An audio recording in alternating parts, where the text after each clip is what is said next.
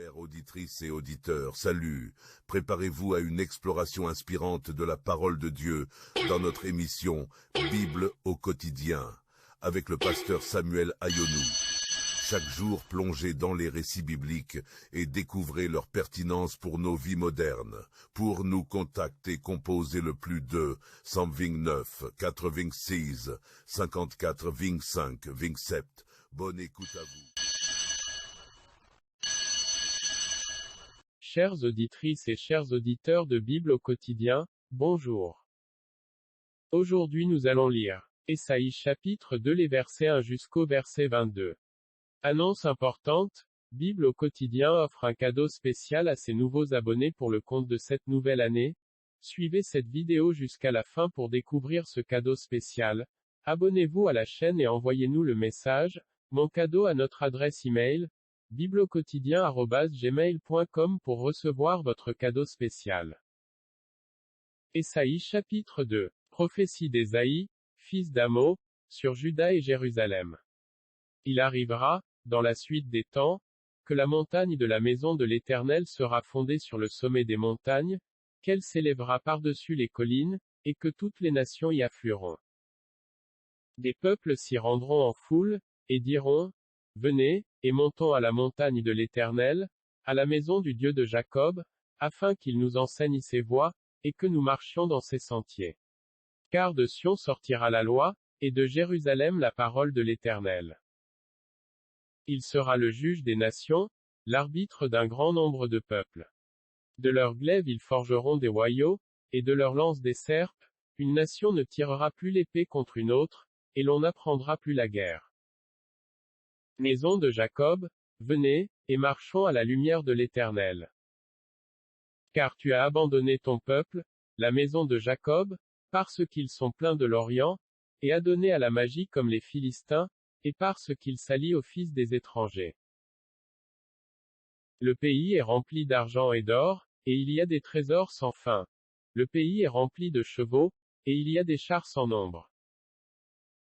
Le pays est rempli d'idoles. Ils se prosternent devant l'ouvrage de leurs mains, devant ce que leurs doigts ont fabriqué.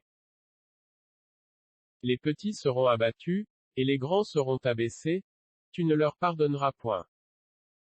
Entre dans les rochers, et cache-toi dans la poussière, pour éviter la terreur de l'Éternel et l'éclat de sa majesté. L'homme au regard hautain sera abaissé, et l'orgueilleux sera humilié, l'Éternel seul sera élevé ce jour-là. Car il y a un jour pour l'Éternel des armées contre tout homme orgueilleux et hautain, contre quiconque s'élève, afin qu'il soit abaissé. Contre tous les cèdres du Liban, hauts et élevés, et contre tous les chênes de Basan. Contre toutes les hautes montagnes, et contre toutes les collines élevées. Contre toutes les hautes tours, et contre toutes les murailles fortifiées. Contre tous les navires de Tarsis, et contre tout ce qui plaît à la vue. L'homme orgueilleux sera humilié, et le hautain sera abaissé, l'Éternel seul sera élevé ce jour-là. Toutes les idoles disparaîtront. On entrera dans les cavernes des rochers et dans les profondeurs de la poussière, pour éviter la terreur de l'Éternel et l'éclat de sa majesté, quand il se lèvera pour effrayer la terre. En ce jour, les hommes jetteront leurs idoles d'argent et leurs idoles d'or, qu'ils s'étaient faites pour les adorer, aux rats et aux chauves-souris.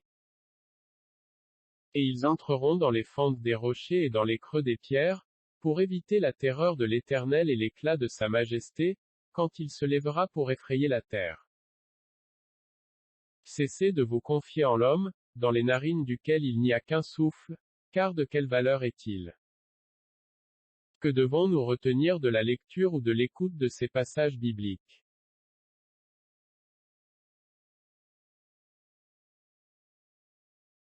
Le chapitre 2 du livre d'Ésaïe présente une vision prophétique du règne de Dieu dans les derniers jours.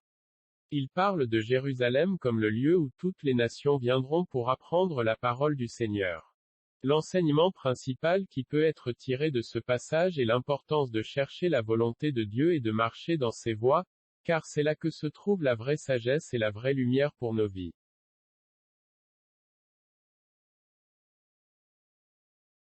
Voici quelques versets clés d'Ésaïe 2 et ce qu'ils nous enseignent aujourd'hui. Premier verset clé. Ésaïe 2 verset 3. Il arrivera que beaucoup de peuples iront et diront, venez, montons à la montagne de l'Éternel, à la maison du Dieu de Jacob, afin qu'il nous enseigne ses voies, et que nous marchions dans ses sentiers. Car de Sion sortira la loi, et de Jérusalem la parole de l'Éternel. Ce verset nous enseigne l'universalité du message de Dieu et l'invitation à chercher sa volonté. Aujourd'hui, cela nous rappelle l'importance de rechercher la sagesse et la direction de Dieu dans nos vies, peu importe notre origine ou notre nationalité. Deuxième verset clé. Ésaïe 2 verset 5.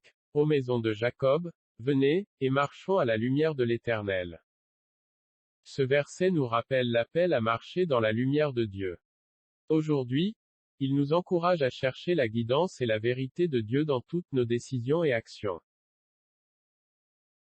Ces versets nous rappellent l'importance de chercher la volonté de Dieu, de marcher dans sa lumière et d'accepter son enseignement comme guide pour nos vies.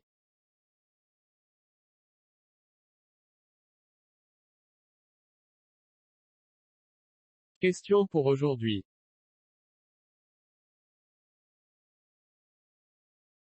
Bien-aimés frères et sœurs dans le Seigneur, si vous avez réellement lu ou suivi la lecture de Ésaïe chapitre 2 avec nous, alors. Question numéro 1. Que nous enseignent réellement les versets 18 et 20 du livre d'Ésaïe chapitre 2 que nous venons de lire? Question numéro 2. Comment percevez-vous ces pratiques dans votre pays? Lisez Ésaïe chapitre 2 verset 8 pour comprendre. Chères auditrices, chers auditeurs, vos réponses à ces questions sont attendues en commentaire. N'oubliez surtout pas de vous abonner à notre chaîne pour ne pas rater la prochaine parution de Bible au quotidien. Le cadeau à vous offrir après vous être abonné à notre chaîne est un guide d'études bibliques qui pourra certainement vous aider.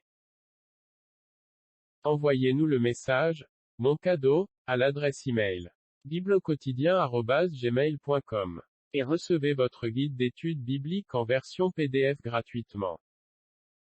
Que la paix du Seigneur Jésus-Christ soit avec vous. Shalom.